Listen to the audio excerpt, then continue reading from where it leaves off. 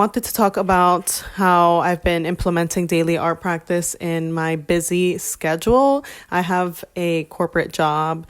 I work every day of the week and I have weekends off, but throughout the week, with such very limited time, I still make time for a daily art practice. And I wanted to give advice in case you also have a very busy schedule and you're also a creative and you want to fit in your creative pursuit. Anyway, I wanted to say that here, I have some notes in this book. I have a ton of little notebooks like this. So, I'm my writing practice. I'm a writer first and foremost, but I'm also into filmmaking. I'm also interested in directing, and I've directed a short documentary and a short narrative film so far. And I want to keep directing films and projects, like video related projects. And so, yeah, writing first and then directing. And my interest is in writing the stuff that I want to direct because I have a lot of ideas for stories, but I also want to be there to bring them to life through filmmaking, through directing. And I have very strong preferences for how I want certain stories portrayed. So that's why I am in filmmaking as well. So anyway, I want to say that with any art form, whatever your art form is, let's say you need, I want to suggest starting out with good old pen and paper. So whatever your art form is, pick an art practice that is easy. So I think I'm jumping into it very quick because I have so many things to say, but I would say step one in picking art practice is making sure that it's something easy that you can commit to every day. If you have a demanding schedule, even if you don't have a demanding schedule, it's always good to give yourself a limited amount of time to do your artwork so that you can get the wheels turning and then give yourself a break to step away from it. Because I find that with writing stories and writing scripts, for me, writing poetry, because I'm a writer, so I write all forms of creative writing. I share a lot of it on my Instagram, so check out my Instagram. But yeah, I write essays, newsletters, poetry, scripts. And with every piece, it's always better when I write it out and then give myself time, because we can't just be making art all the time. We need to step away from it so that it can digest and ruminate, and then we can go experience our life in the real world and then come back when we have different insights, right? And so why I'm saying this is because you need to pick something that's doable. So I'm going to be talking in this video as if you have a demanding day job, because that's the situation I'm in. I have a demanding day job that takes a lot of my time and energy. So every single day I make a practice of on my commute. So I'm in New York City. I take the train to work every morning. So on my commute, in the time that I have there, I always have a seat. I try to find a seat so I can write. Even if you're standing, I think you can still write. But I always have a little notebook like this, or even a smaller notebook. I don't have it on me right now, but I will put a picture here. Probably I'll put pictures on my little notebooks. And that makes it so doable. I don't need a laptop, anything. And I think this applies to any art form. Even if you're editor, or you make videos, or you have something that requires you to use technology, there's always a way that you can step away from it and not use technology. Whether you're a writer, you're a painter, you're a photographer, there's a lot of things that you can do with just pen and paper. You can write ideas. You can write ideas for shoots. You can write ideas for your shot list if you're an editor, right? Or you can draw. Even if you're a painter, you can start by drawing first, or writing ideas first, or just journaling, writing what themes you want to explore, what colors you want to explore, things like that. So it always starts here. So on my commute, I write, and right now I'm currently working on a script. So every day on my commute, I make a challenge, I make a commitment to just write it out and write it out and give myself that time of my commute. So give yourself an allotted time. It could be so short. It could be literally 5 minutes, 10 minutes that you have of your day that you can commit to, and the same time every day. So my same time every day is my commute. So throughout the week, every day on my commute, I know from this train stop to this train stop, that's the time I have to write. So I furiously write. And so this is something that can be attainable with whatever time period you have, and anything counts as long as you stay. It's just the commitment to that time. So let's say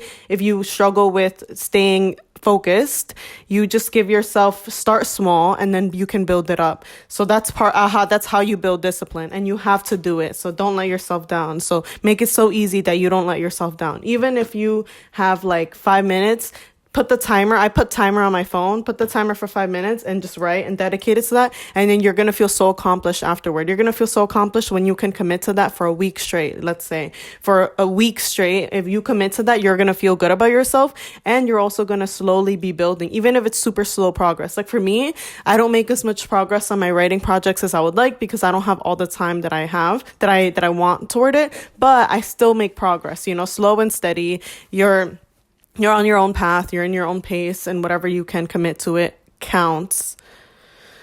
The next step would be so that's about choosing an attainable time, right? Choosing an attainable time frame for you. Second step is throwing perfectionism out the window, out the door. And what I mean by this is that, for example, when I'm writing furiously and making progress toward my stories every day, I can't afford the time to be like, is this good? It's not good. Like the first draft you make of anything is going to be bad. Like I'm making a first draft of a script right now. I'm working on it, and every day I'm writing more and more toward it. And I know this is trash. I'm like, yeah, this is going to be so bad. Like even when I give the draft, like, to other people to edit, I'm like, yeah, like it's going to be bad. Like it's just very vulnerable because you know that the first thing you write, even the first few drafts of something is not good. And you're like, okay, whatever. But that's normal. That's fine as long as it's finished, because finished is so important. If you don't finish something, you have nothing to edit. You have nothing to work from. As long as you have the first draft of something, you can keep making drafts of it. But if you can't even like get through finishing something, you're not going to have anything to work from. So that's what I say, like, just dump all your ideas, like throw it up. It's like just throwing up. I'm like, okay, whatever, just write. As long as I'm keeping the story going, then afterward I can look back and then tweak it, edit it a lot. I can ask people to help me edit it. I reach out for help a lot. I reach out for feedback a lot from other writers, from trusted friends, from even like family members. I ask a lot for feedback after I'm done, so that I can like make it better and stuff. So that's the next step, I would say, that will help you commit to a daily art practice. I always bring a little notebook and a pen with me because I find that when I do my art practice, so I would say my personal writing practice daily is maybe like 25 minutes, 30 minutes that I have on my commute, like 25 or 30 minutes straight that I commit to when I sit down and I just have a pen. I have like my notebook, and I'm like furiously writing, and I'm gonna have to, from there, I have to retype it, but I don't mind it because, obviously I'm gonna write my scripts on like a program, like a screenwriting program or whatever on my computer. And that is actually, it's really nice to write it by hand first, because you get like I feel like you get the rawness from it, and then you can refine it in technology, right? You can refine it on the computer. So I actually think it works even better that way for me to have a writing practice where I write by hand. And that's basically my personal writing practice. I also always have a little notebook with me when I'm at my day job, right? I work an office job, so I have a cubicle. I always have a notebook out with me because that doesn't draw attention. You're undercover. Being an artist at a day job, like any day job, it's almost like you're undercover because you have to compartmentalize yourself, and you can't really, there's no really space for that when you're at a day job that's not related to art. So you're undercover.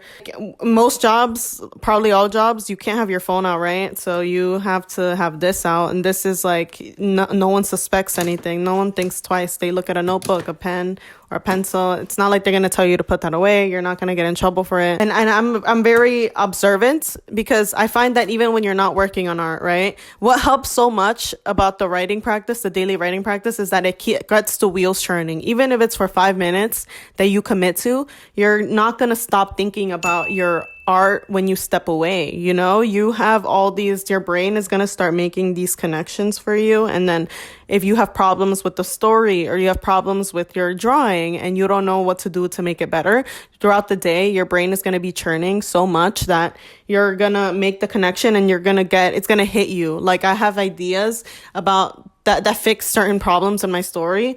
Like, they hit me at like, maybe it could be something that someone else says, maybe something my coworker says just makes sense. And I'm like, wait, and then I think, and then I write it down, or I watch a movie or I watch a TV show, and then I'm like, oh my God, yes, that's why, that makes sense. Like, it just hits me, right? Like, it could be like something so small, like a sign that you see on the streets, a conversation you have with the barista, right? Anything is just gonna help make those connections in your brain, but that's only after you've committed to your art, even after you've committed to your art practice, your brain starts churning. And so the reason that having my notebook out all the time at my day job helps, or even when I used to work, like in cafes, when I used to work in food service, I've worked in food service before. Like, when I've worked food service jobs, I always had like a piece of paper because I couldn't always have a freaking notebook with me when I'm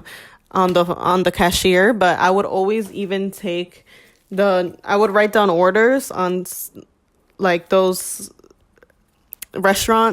little notepads that restaurants have. I would have to write down orders on that. And if something a customer said, or I overheard like a anecdote from customers that was interesting, I would write it down. And sometimes what you overhear and what people say gives you information and gives you clues. You just have to pay attention. So that's how I see things. And that's what helps me feel very connected to my art practice, even when I have to be away from it, even when I have to pretend I care, about my day job, or pretend that I don't feel trapped. That's what helps me stay connected to myself, to my flow, to my creativity. Before we wrap the video, actually, I really quickly want to encourage you to check out my Instagram at Diana's Talk Show. I post there daily on my story. I'm very active on Instagram. And also, please check out my monthly newsletter. I will have the link to my Instagram and my newsletter down below. I have a Substack newsletter that I update monthly with, creative journey tips, my creative journey updates, my think pieces, my essays, my creative writing, all of that. So please check that out. And I also want to say that I'm starting a woman and non-binary writers club in New York City. It's New York City based at the moment, in person. We're going to have our first meeting in a couple of weeks. So follow me on Instagram for updates about that, or message me on Instagram, or you can feel free to email me. I'll put my email is dianastalkshow@gmail.com. So I'll put all the things down below that you can reach out to me for, comment on this video, all of that. So I'd love to connect with you guys. And that's pretty much what I want to remind you about. Talk to you in the next video. Thank you so much for watching and for being here.